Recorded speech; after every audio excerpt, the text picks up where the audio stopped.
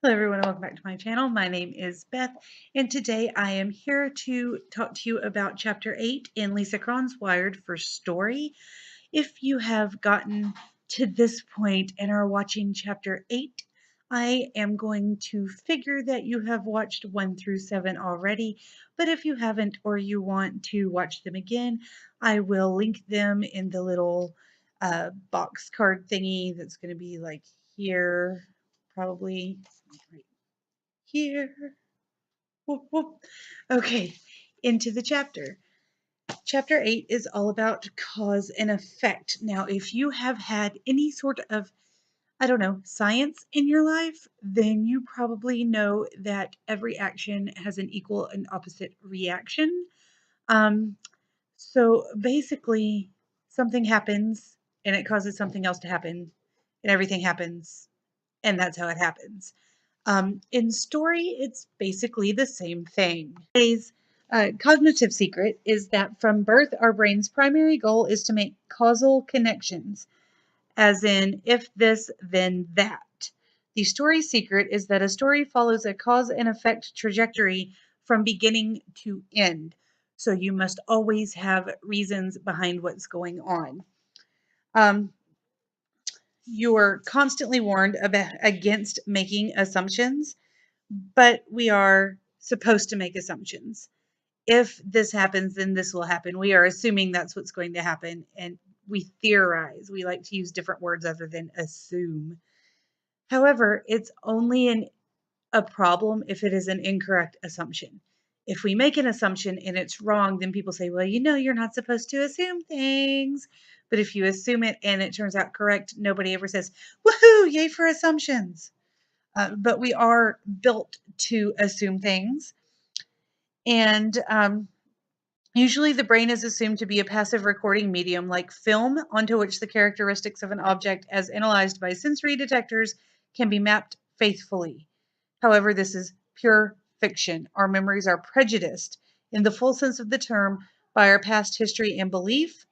So our assumptions are based on the consequences of our prior experiences, including the experiences that we have through media such as reading books, watching movies, etc., and so forth.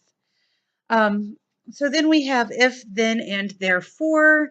If this happens, then this will happen, and therefore this will be the final project. I've got basically this entire page underlined, so I am not going to go into all of the details for this. I'm going to jump straight to a couple of pages later where it has our first myth and reality for this section. The myth is that experimental literature can break all of the rules of storytelling with impunity, and in fact, it's high art and thus far superior to regular old novels. However, the reality is that if a novel is difficult to read, it won't be read. So if it is an experimental fiction novel, it still must follow the cause and effect trajectory in some way, shape, or form and not be too difficult to read. Otherwise, most people will not read it. And the few that are read and considered classics are really not read and popularized because they're good and most people won't read them.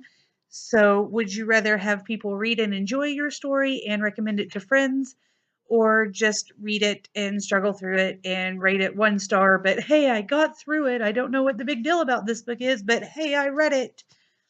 I personally hope that my friends, family, and people across the world who I don't know will read and enjoy my books and rate them as enjoyable and tell their friends, hey, this chick wrote a book about dragons that I love and you should read it. It's great. Read it to your kids. I love it. If you like dragons, by the way, I have the first 4 books out of a 5 book series written. The first 3 are edited and up on Amazon. So search for Elizabeth as Tyree. Dragon on My Neck is the first book. Anyway, moving back to the book. According to author Jonathan Franzen, books like Ulysses send this message to the common reader that literature is horribly hard to read. This message to the inspiring young writer is extreme difficulty is the way to earn respect, and that is the real problem. You don't want to make your books so difficult that nobody can read them, and you don't want to make your books so horribly dry that nobody can read them. The way to respect is good writing. The way to respect is not horribly thick and dense writing that not even you would like to read, but you want that respect. No, no, no, no, no, no, no, no, no, no. Moving on. The pleasure doesn't come from reading a compelling story as much as from having solved the difficulty of the problem that is throughout the entire story. So you want to make sure that you have it, but it's not horrible. And I don't know why I'm doing this with my hand, but okie dokie. As writer A.S. Byatt so eloquently says, narration is as much a part of human nature as breath and the circulation of the blood.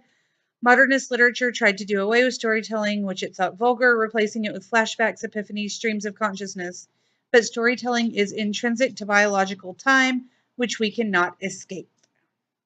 So experimental fiction can be harnessed to what the reader is wired to respond to and still be considered a great work of literary art and be experimental at the same time. Make sure that you give meaning to everything in your experiment, and the narrative thread works well. Okay, I know that's kind of an abrupt ending to this, but this video was so long that I finally decided that I'm going to split it into two. So while editing, I've just stopped at that point, which is a good point to stop, and I will have the other one uploaded right behind this one. But this way it's a couple of 7-minute or so videos as opposed to, uh, I believe I started out with a 16.5-minute video that I was trying to chop down. So anyway, if you have any comments or questions, etc., about this part, please leave them down below. Don't forget to like and subscribe, and I'll have part 2 of chapter 8 up in just a minute. Thanks, guys.